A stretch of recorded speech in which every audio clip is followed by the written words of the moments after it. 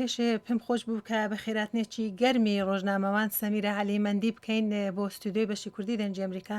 سەمیرە خان بەخێر بێ. زۆر سپاسان دەکەم پێخۆش حاڵم کە لێرە ئامادەم ئەوە ماڵی یەکەمە بەڵێ یەکەمی جار لێرە ئیشم دەکرد. بەڵێ لە بیرمانە بە تایبەتی کە شەڕی عێراق دەست پێکرا لە 2023 جەنابەت بەشدارێکی چالاک بووی بۆ چەندین ساڵان لەگەڵماندا بووی بە تایبەتی چاخوشانەوەتان دەکرد بەسەر گۆڤارەکان و دەستگاکانی ڕاگەاندن لە سەبارەت بە خەبەرەکانی کە پەیوەندیان بە عێراقەوە هەبوو.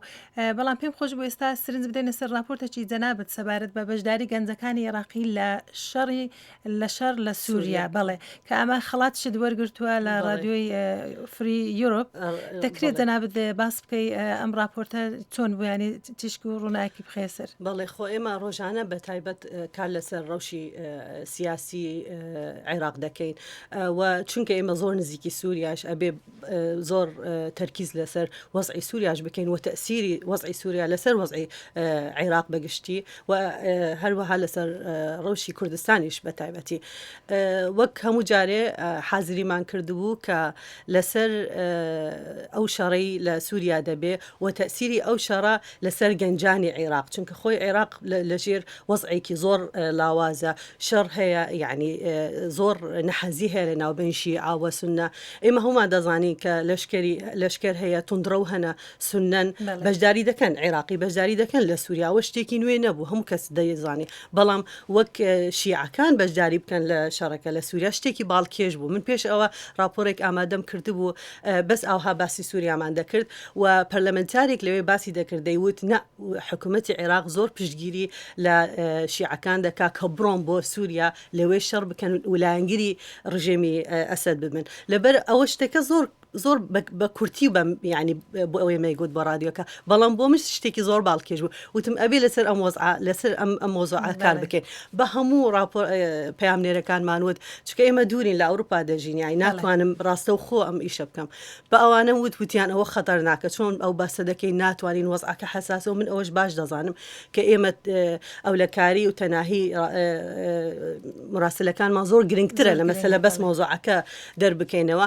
بەڵام توانیمان تۆزێ اقناع بکەین. وتم باشە خۆ ئێوە دەزان ئەگەر خەڵکی تێن کوشتن لە سووریا بچین بۆ لایەن ئامادە من پرسیارێک بکەن لە تازیەکانیان، وتیان کە مەراسیمیان بە ئاشکراییە، نەوەک توندڕەوەکانی سونی لە ئەمبار ئەوانەی دەچن ئەوە بەدزیوە، ئەگەر بێنە کوشتنیش کەس باس ناکات چکە بە تەرۆریست بە حساب دەکرێن. لەبەرەوەش ئێمەش ئاها کارمان کرد، چوین بۆ تازیەکە، باوکێک قسەی کرد، برای یەک لە کوشراوەکان قسەی کرد، وتیان ئێمە بە شانازی دەچین و ئامادەین ئەوانەیش ماون بیبین بۆ بێ.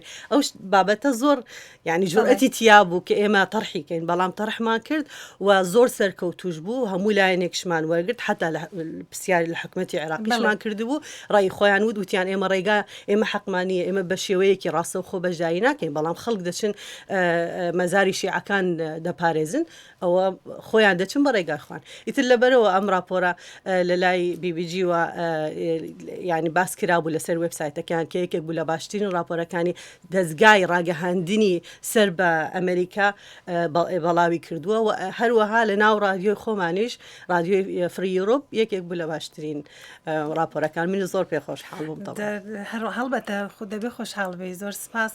راپۆرتی لە کۆڵێنەوەی بە تایبەتی ئەوەندە ئاسان نینە. بەڵێ دوو مانگی ینی هین خایەن کێشە لەبەرەوە زۆر درێژ دەکرێت جەنابەت باسی کاری خۆتان بکەن لە رادیۆکەتان، ینی وەکو دەڵێن چێ خطابی ئەو راپۆرتانە کە ئێوە دەکەن، ینی ئاراستەی سەرەکیتان بەرەو کام لایە؟ ئێمە بۆ عێراق بەڵاوی دەکەین، چکە ئێمە پێش ڕخاندنی ڕژێمیش ئەم رادیۆی دەستی کرد لە ساڵ 1998 دەستی کرد. ئێستا سرنج دەدەنە سەرتی. ئێستا کە عێراق دەبینی بە تایبەتی دەڕەوشەکی نائارامی سیاسیدا و هەروە دەبینین تونند و تیژیش هەر بەردەوامە.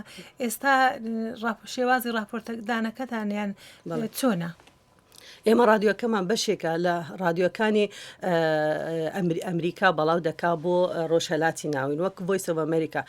خیتابی ئێمە ئەوەیە کە بەڵاوکردنی دموکراسی و مافی مرۆڤ و تعریفکردنی خەڵک بە مافی خۆیان کە مافیان چییە لەم ژیانەدا و ئەعلامێکی مرکزی نەبێ، کراوا بێ.